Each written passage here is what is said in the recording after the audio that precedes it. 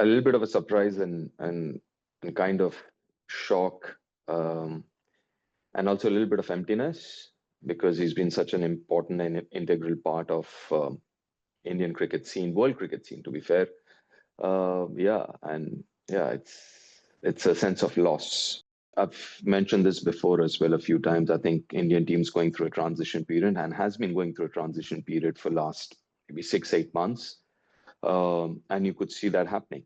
And I did mention, so from that perspective, I think I was personally kind of ready for it the next 6-8 months, but things would happen as quickly as this with Rohit and Ashwin before that, and now Virat. I mean, that's a reality. That's a reality that this was always going to happen. But listen, it's every 10-15 years, this was the same thing around 2012, 2013, when Rahul, VVS, and Sachin, they all retired. Anil Bhai retired sort of before that. So I think it was going to happen, and it will happen in the future as well with the next generation.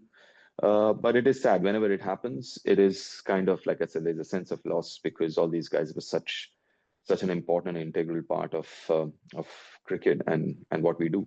Listen, obviously there is going to be a big hole in that, in terms of Virat, Rohit, and Ashwin not being there. And Virat's impact has been, I think, like you said, about a lot of people are talking about his numbers. Well, listen, his impact, there are two ways to look at it. There are the tangibles and there are the intangibles. And I think his contribution has been immense that way. Intensity, revolutionizing how we look at fast bowling, how we win away from home. All of that put together. I mean, we can always talk about numbers, and I think it'll be unfair and it'll be a shame if we only kind of assess his contribution and his impact based on just numbers. Listen, I've been following Indian cricket since a very young age, maybe 40 odd years now, maybe more than that.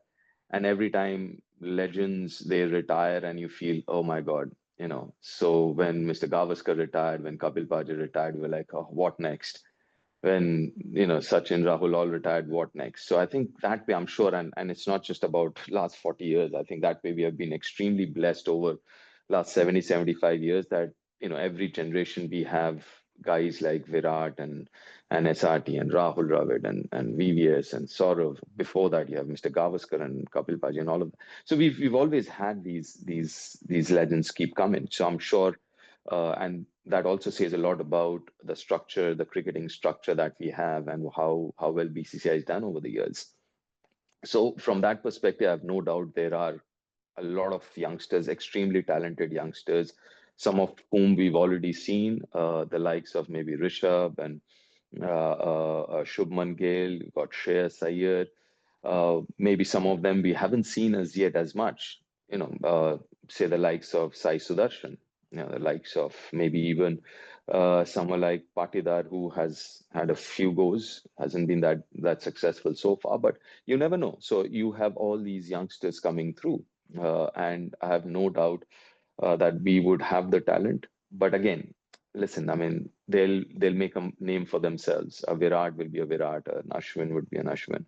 I mean, they've left their mark on us, on Indian cricket, on world cricket, and that'll stay irrespective who comes, who goes. Listen, I think in the top three, Sai Sudarshan for me, I think where you want him to open or bat at three, I would look at him as a top three batter, and I think he's brilliant. He's really good. He's played in England, he's played county, and he's done all right with limited games that he's played here in England. So yeah, I think in the top three, depending whether you want him to open or you want him to bat at three, well, that's a decision maybe for some time later, not as of now. I think it's time we celebrate Virat, the Test player.